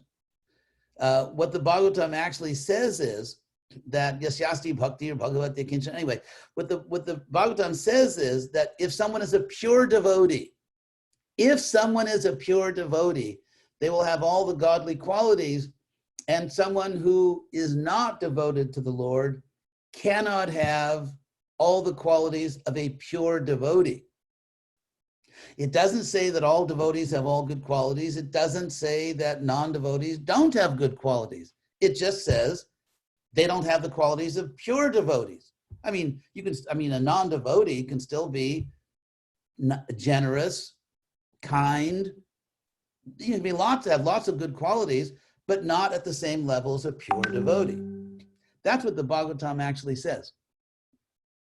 So, but if you accept this bad idea that devotees automatically have good qualities, then it destroys the spiritual science, because instead of studying devotees, Christians, Jews, Sufis, whatever, to see, I'm gonna just stop that really quick. Someone keeps,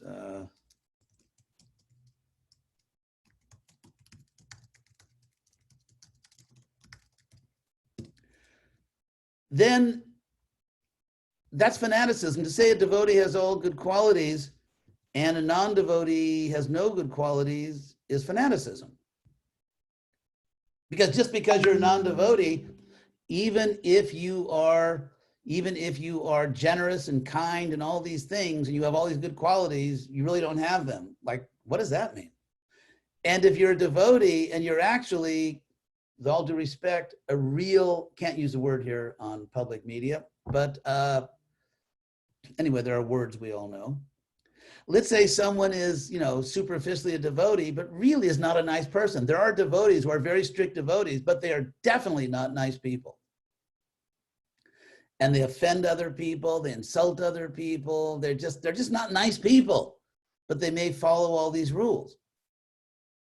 And so therefore, if you take it, just being a devotee gives you all good qualities, then you can't have a spiritual science, because there's no symptom of it other than just to, follow a bunch of external rules and not even be a nice person. So therefore, fanaticism, but anyway, I won't speak about, but so we can, if we want a spiritual science, we have to take behavior seriously. And therefore, if someone is a fanatical Christian or a fanatical Hare Krishna or a fanatical Muslim or a fanatical Jew or a fanatical anything, that's not spiritual science. That's just sort of unfortunate human psychology. And there's a lot of psychology books you can read about it. I mean, to understand those people, you really need to read psychology more than theology. So I'll try to go quickly, wrap it up. Another question, you spoke about epistemology. What about, revelation, we did that. Yeah, so if someone claims that this is a revelation, we have a right to say, is it rational? Is it reasonable? Does it make sense? Or does it contradict itself? If it contradicts itself, then it's not a real revelation because God doesn't speak nonsense. So you mentioned some of your lectures and writings that there exists not only one single Mahabharata version, but many. That's a that's a fact. And also Madhvacharya said Mahabharata is corrupted. That's also a fact. Mahaprabhu stated that the Srimad Bhagavatam is the Amala Purana or spotless Purana. There's also no other version available where the Sanskrit is, yeah, I mean, even mundane scholars accept the Bhagavatam is not a corrupted text. So yeah, the Bhagavatam is on a very different level in terms of scholarship. So did you ever hear the argument that Srimad Bhagavatam, especially the fifth canto, was later on changed or written? One argument is that the different style of Sanskrit in the fifth canto. Can you confirm this? If not, what would be your reply to this claim? These are very good questions. We have a really good group here. I would say that, first of all, the argument, as you probably noticed in the fifth canto, you have a lot of Sanskrit prose. It's not metered like, you know, the shloka is the most common form of Sanskrit composition. It literally means 4 lines. Each line has 8 syllables, like the first verse of the Gita. Dharma kshetre kurukshetre, that's 8 syllables. Samaveta yuyutsava, 8 more syllables. Mamaka pandava chaiva, kimakuravata sanjay. So when you have 4 lines, each line has 8 syllables, that is technically called a sloka. But because it's the most common form of Sanskrit composition, it comes to mean just a verse in general. Just like they used to call copy machines a Xerox machine, but it really was a particular brand. So shloka is really just a particular brand of verse. And then you have longer verses you see in the Bhagavatam, and then you have the 5th canto where you get just these prose verses. They're not metered. They're just a lot of words together without punctuation. So if you say that no one ever writes a book with different kinds of composition, that's obviously not true. The assumption would be that if you have a book in which some of the verses are this way and that way, therefore it can't have the same author. That's absurd. Even if you look at poetry, you could compare the Bhagavatam to poetry because it's metered. Then if you look at all the great poets, they use different meters. In fact, the Bhagavatam itself says that that's one of, and Vedic culture says one of the symptoms of sophisticated composition is that it has variety of meters. And so to say that because different styles of composition are used, it can't be the same author it's a pretty bad argument. So I don't personally take that very seriously. It would take a lot more than that to make the case. Why do you believe that Chaitanya Mahaprabhu is God and Jesus Christ not? Well, because I think they're both telling the truth. I guess that's the simple answer. I don't think either of them was, lying or just deluded. They're both telling the truth. And Jesus said, I'm the Son of God, and God is much greater than me. And Lord Chaitanya said, I'm Krishna. He didn't tell it to everyone. He didn't go around publicly saying, hi, I'm Krishna. But to his intimate devotees, many times he revealed that he was Krishna, and that's in the Chaitanya Charitamrita.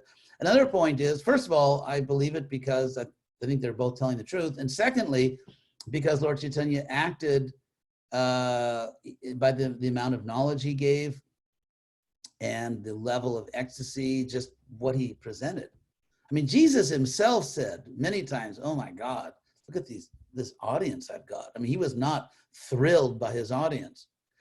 We know from, and therefore even in the book of John, you get this thing that I have more to tell you, but you can't understand it. That wasn't flattering. That wasn't a compliment. And of course, the real reason that was put into the book of John is because it was to justify all the new doctrines the church was creating. The early Christian community had 2 authorities, basically the Old and New Testament. And so they needed a 3rd authority to justify church doctrines, which were not in the Old or New Testament. So they created a 3rd authority called the Holy Spirit, the Holy Ghost, which was supposed to be their Heilige Geist, which was supposed to be, anyway, an authority for church, new doctrines from the church. But so if you look at the content of what they taught, if you look at how their followers understood them, The apostles did not think Jesus was God. They did not treat Jesus as God. They thought he was the Son of God. So if you look at all these things and what they said about themselves, that's why I believe those things. In both cases, we have followers who claim that they are God. What is the difference? The difference is that people that claim Chaitanya is God are taking their leader much more seriously than people that claim that Jesus was God. In fact, when they first introduced the Trinity doctrine in the Council of Nicaea, most of the learned bishops of the church, most of the most learned scholars in the church said, this is crazy. And the whole Christian world divided into two parts. You had, that was the great, what became a heresy. Basically, if you were fighting for what you believe is the truth of Christ and you lose politically or militarily, you become a heresy. That's kind of how it worked. And so there are books about it. There's a scholarly book called When Jesus Became God in the 4th century, the 300s. The Christian world was divided. And there were times when the whole Christian world believed that Jesus is not God, or not the whole Christian world, but the emperors of Rome. I mean, half the Christian world believed that for a long time. And by various means, by preaching and also by military means, the Trinitarians won. But it was not something that the early followers of Jesus agreed upon. In fact, many of them rejected it. And we have no evidence that his own personal apostles who knew him personally claimed that he was just God, seriously God. So, whereas the followers of Lord Chaitanya did accept him as Christian. Anyway, there are many reasons, but that's an academic area called early Christianity. So Revelation, we talked about that.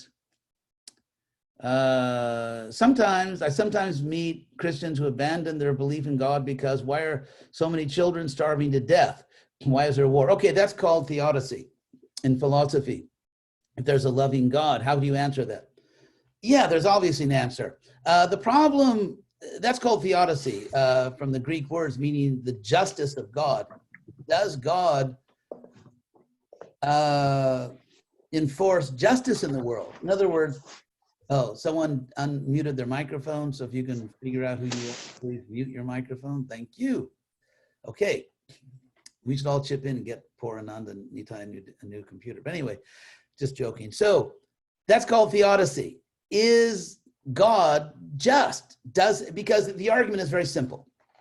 If there's a God, if God is all-knowing, then he knows how much injustice there is, how much evil there is in the world, how much suffering. If God is all-powerful, God can stop all this injustice. Like if you know there's injustice and you have the power to stop it, and if God is all good, he wants to stop the injustice. So if you know that something bad is happening, you have the power to stop it, and you want to stop it, you do stop it. So the fact that the evil goes on means there cannot be a God who knows everything, is all powerful, and is all good.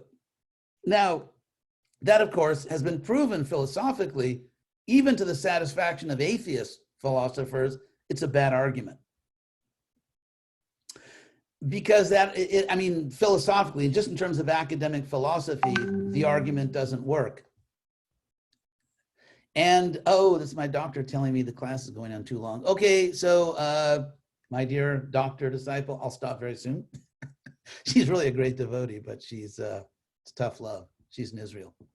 Anyway, so, okay. So I'll just finish this up very quickly. If you allow an evil to prevent a greater evil, and if you can prevent a greater evil only by allowing that evil, then in fact you've acted morally. For example, let's say you have a child and you have to bring the child to a doctor, and the doctor is going to have a painful procedure, and despite everything you can do for the child, there's going to be pain involved. Now, obviously, to impose pain upon your child is evil. However, if you are doing that to save the child's life, and there is not a less painful way to save your child's life, it would be evil not to impose that pain. Or let's say you impose a reasonable amount of pain on your child, emotional or whatever it is, by punishing the child. But it is a reasonable amount of punishment, which would be, psychologists would say, yeah, you have to do it, to prevent your child basically from becoming some antisocial criminal. Then in other words, it's not that pain or suffering always indicates that the person that caused or allowed it is evil or bad. It could be that it's necessary to prevent a greater evil. So therefore, the real question is, when God allows suffering in this world, according to the laws of karma, as we know, is God as a moral agent, agent here philosophically means someone that does something intentionally, is God as a moral agent imposing the least amount of suffering possible and necessary in order to bring about a very significant good? Now, the Christians are, so to speak, up the creek without a paddle. I mean, the Christians they really have a problem philosophically because they believe we only have one life. So if you take a little baby that's suffering, really suffering, and this is that baby's first life, then clearly how you justified that evil. Now, the best Christian argument, there's a famous philosopher, Christian philosopher named Alvin Plantinga, who retired now. But he gave an argument which academic philosophers, even atheists, thought, well, yeah, it's kind of a good argument, although it's actually not. Amazingly, the atheists gave it to him. Plantinga's argument was that if God did not allow free will, that would be a greater evil. Because if you don't have free will, you're not a person. You're a machine. You're just sort of a self-aware machine. And probably you're not even that. I won't go into that. So anyway, so therefore Plantinga said, yeah, okay, a baby's suffering, that's injustice. However, there was some soul in the universe that wanted to cause harm to a baby. And if that soul didn't have the free will to do it, that would be a greater evil. First of all, it's a bad argument for two reasons. Number one, we can imagine a world, namely the real world, in which God gives you many lives, and therefore, if someone desires to do evil, God allows that person to exercise their free will. However, that free will can only be exercised against someone who deserved to have that evil done to them. In other words, karma. Also, Plantinga's argument doesn't really work very well because some of the suffering in the world happens to innocent people. So that, for example, let's say a child has very loving parents, but the child is born with a painful disease, a crippling disease. So that disease is not necessary to allow anyone to carry out their evil intention. So, but if you have karma, you see that theodicy, the problem of evil, it's not such a big deal for actually Greco-Roman and Eastern worldviews, which understand there's a law of karma. So if you could show that without interfering with their free will, that let's say someone is a bad person, let's say like Hitler in their next life, so we have this cute little baby that was Hitler. And so obviously we're dealing with someone that had so much evil inside of them. So you can say, well, God could have arranged just that this person maybe broke their arm in a soccer game or something. But so the question is, if someone has this is a psychological question. This is a question about psychology. If someone has real evil inside of them, what is the minimum amount of suffering that will actually, according to the laws of nature, not the whims of God, but the laws of nature, that will bring about a psychological transformation that will save that person from the evil inside of them? So anyway, if you go into all the philosophy, there is an answer. If someone says, why is there war? Because there's a lot of people that deserve to have a war. I mean, it's not nice, but that's just the way it is. So philosophically, this works. If someone says, okay, that's logical, but I don't accept it, well, fine, welcome to the great world of irrationality. You know, someone could say that I can't believe that all the souls who are suffering really deserve it, or that it's ultimately if they're good. Fine, but you did not give a philosophical argument. You just talked about your own personal emotions, and good philosophy cannot be defeated by telling us all about your feelings. And so ultimately, we need to talk to people who aspire to be rational human beings. And if someone does not aspire to be a rational human being and is bothered by this, then maybe, you know, then give them a sweet ball or something. Unless they're on a sugar-free diet, then anyway. So, let's see, what else?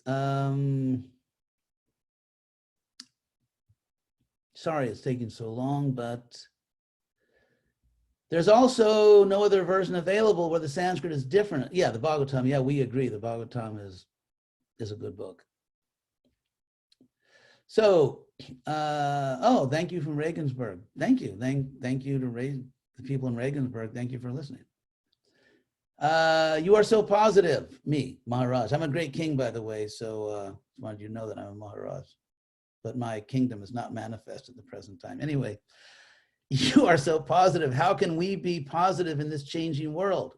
I would say just good association, you know, hang out with positive people.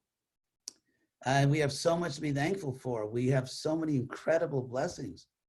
And I feel I can't express how grateful I am. Not because I'm not grateful, but because I'm very grateful.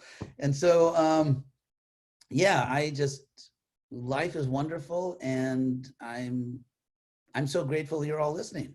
Gives me a chance to, you know, I can talk about Krishna, which is very good for me. So, I mean, I'm very grateful that you're all listening. Also in Shastra, say that material world is full of suffering. I don't want to suffer, but I want to live here. Well, it's kind of bad. It's like saying, I want to take a walk in the rain, but I don't want to get wet. I mean, then don't take a walk in the rain.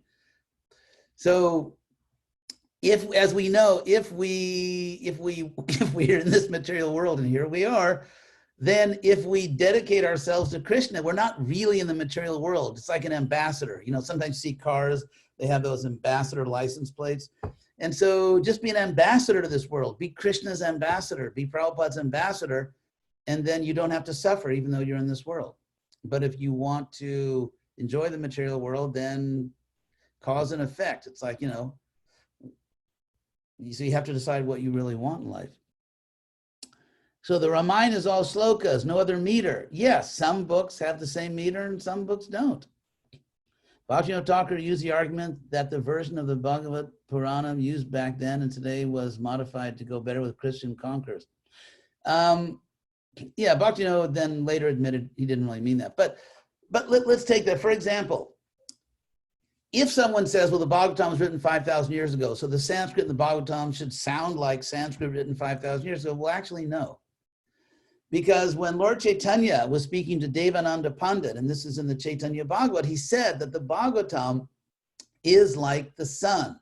Prabhupada's example is like, for example, right now the sun is up in California. It's almost, you know, it's almost midday, noon, and but not in Germany. I imagine in Germany it's not, the sun is not up, and yet the sun will rise in Germany and it will be dark here or in Israel. And so the point here is that the sun appears and disappears. Lord Chaitanya said the Bhagavatam is like that. It appears and disappears. So that means that and so we do not, the fact is we do not have a clear historical record of the Bhagavatam for the last 5,000 years.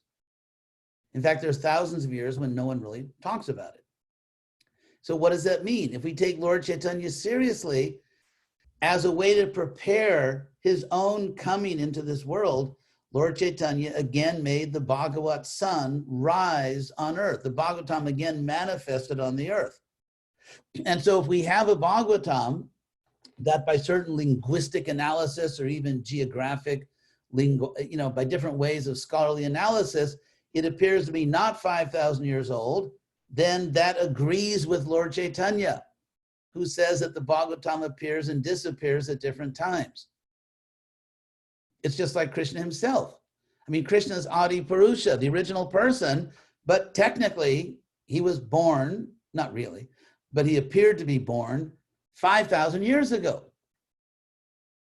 And so you could say, well, no, Krishna appeared 5,000 years ago, so he's not the original person, because there were lots of people who were born 5,010 years ago, or there were people born 6,000 years ago, and so they're older than Krishna. In fact, Arjuna himself gave that argument to Krishna. And the Bhagavatam is Krishna. Arjuna himself said that you claim that you spoke this to the Vivaswan. He's a lot older than you. He's like millions of years older than you. And so how could you speak to him? And Krishna said that I've taken many births. So if Krishna himself appears at many different times, why not the Bhagavatam? If the Bhagavatam is Krishna, and so the Bhagavatam could have appeared, let's say, 2,000 years ago, or 1,800 years ago, or 2,500 years ago, just like Krishna appeared. Lord Chaitanya appeared actually 534 years ago. Probably in ISKCON for the next 1,000 years, we'll say 500 years ago, Lord Chaitanya appeared. You actually have to adjust the numbers. But anyway, so Lord Chaitanya appeared actually about 534 years ago. So you could say, well, no, that's blasphemy because Lord Chaitanya is eternal. He's God. Yeah, but he appeared 534 years ago. So why couldn't the Bhagavatam? The Bhagavatam's eternal. Why can't it appear, let's say, in the last few thousand years in a way that's maybe more relevant to people nowadays? Because the Bhagavatam's unlimited. So maybe they just, picked a few other, it's like if you're a, what do they call it, disc jockey? I forget what the new word is. You try to play songs people want to dance to. And so maybe Krishna's like the supreme personality of Bhagavat disc jockey. And he just, in every age, he picks certain Bhagavat stories that people want to dance to theologically. And so that's sort of an unusual metaphor, but I think you get the idea. So why not? I mean, doesn't damage my faith. I think if I was Krishna, of course I'm not, but if I was Krishna, I think it'd be a good idea to give, manifest the Bhagavatam in different ages in relevant ways. So if you admit that most people, even so, we're almost at the end. So if you thought this is not going to end, have hope. Have hope that actually it is going to end. If you admit that most people, even so-called intellectuals, do not follow logic, well, sometimes. I mean, intellectuals, some of them are very logical in some ways, but some of their assumptions are totally illogical. In other words, they reason from an illogical foundation. For example, if you say that the only things that really exist are physical things, philosophically, that is like ridiculously illogical. That's like, that is like terrible philosophy. There's not one good philosophical reason to believe that. But let's say someone does believe that. So it is an absurd assumption. I mean, it's philosophically absurd. It's an absurd assumption. But based on that absurd assumption, you may build everything else very logically. And so people build their logical systems on assumptions, and the assumption may be crazy, which is the case of philosophical materialism. So they can be very logical, but based on crazy assumptions sometimes. So even though they may call their arguments logical, because some of their arguments are logical, because logical does not mean true. For example, I'll give you a perfectly logical argument that all horses are trees. All trees fly. Therefore, all horses fly. Now, technically, that is a logical argument.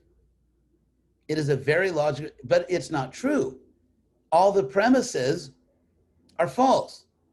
But logical doesn't mean true. Logical means the relationship between the premises are logical. For example, if it's the case that all horses are trees, if that were true, and if it were the case that all trees fly, it would then be true that all horses fly.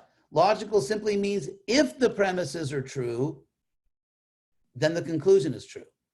but logic can't tell you the premises are true. For example, you could have a case where all the premises and the conclusion are all true, but it's illogical. I could say, for example, that normally horses have 4 legs. Berlin is the capital of Germany. Therefore, California is west of Nevada.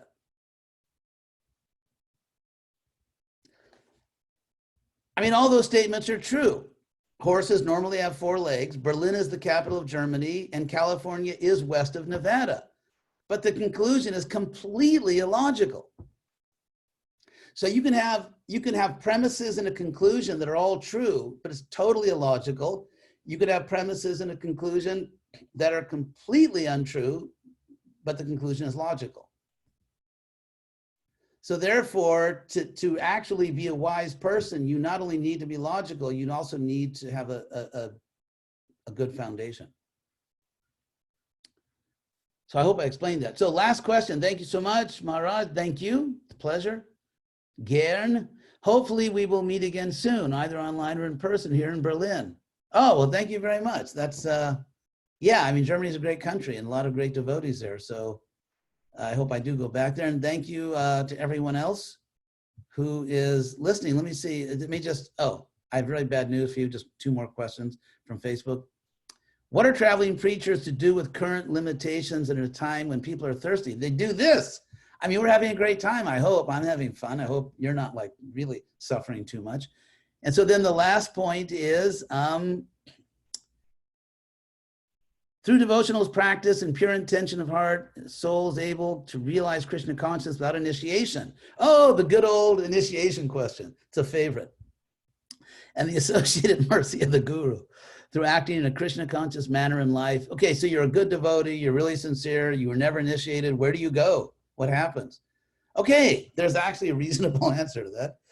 And that is, it depends on why you weren't initiated.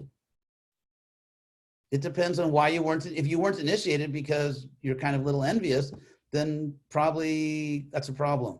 If you weren't initiated because you were really willing to be initiated, you were looking for a guru, just didn't find one, but you had a sincere desire to be initiated, then, you know, maybe you get a break.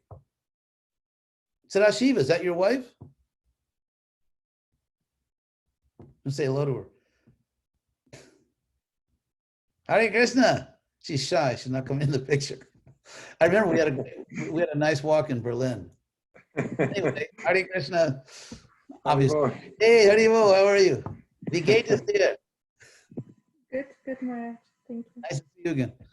So yeah, so I would say the real reason is why wasn't someone initiated? Let's say, for example, here's like another example. Let's say someone was aspiring to a guru and really put their whole heart into it. They were faithful. And then before they were initiated, the guru did something really crazy or abusive or something like that. I mean, we have a case now, fortunately, outside ISKCON of sexual abuse coming from, you know, so-called guru. So let's say because of who that, let's say the aspiring disciple was so emotionally traumatized by that it's very difficult for them to be initiated. And because, as we know, the nervous system, your nervous system is a physical organ. And just like you can, there's trauma of other parts of your body. And so you can actually have almost what you call a physical, but neurological trauma. The nervous system being, it's not just emotional, it's also physiological. Because the nervous system can be so traumatized that it's just almost physically impossible for you to put yourself in a certain situation again. And it's just like, for example, let's say someone had a knee injury. They were a football player and they injured their knee. And so, you know, the person can't jump. And then the guru comes and says, you're not jumping in the kirtan. You know, I order you to jump in the kirtan when the person has a leg injury. I mean, obviously that's it's an instruction given out of ignorance. And the person, even if I love my guru, but I physically can't jump in the kirtan. And so someone may actually have great devotion to other Vaishnavas, but neurologically, they just somehow they can't do certain things. It's almost like a physical problem. And so and let's say the person was trying to get over their post-traumatic stress disorder, and they were kind of working to get to the point where I can trust again, where I can have that kind of relationship again. And let's say before they were completely healed, the person died for some reason, and then they were never initiated. So here's a person that died and they weren't initiated. So what happens?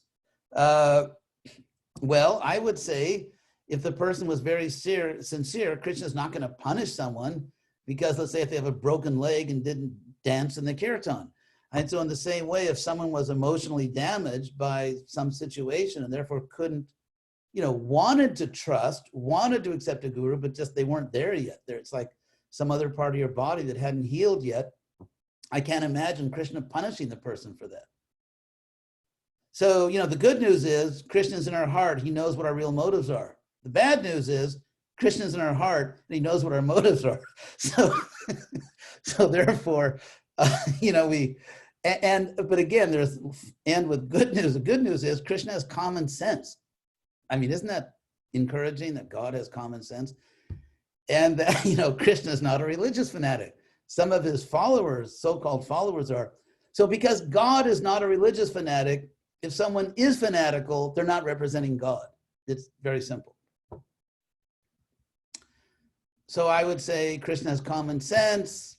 He'll just take a look at you, what you did, and, he'll be nice. So thank you all very much. Thank you, Sadashiva. I had a great time when I was in Germany. You were one of the highlights of my Europe tour. So thank you much.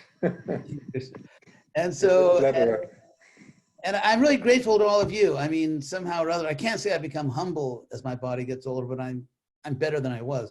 So, I mean, I really do appreciate that that you're all listening. I know everyone's busy, and so I'm very grateful you all took your time to listen. And I hope we can all meet again this way sometime. Yes, that would be wonderful. Thank you. Okay, Hare Krishna. My best to everyone. Haribol. Haribol. Haribol. Hare Krishna.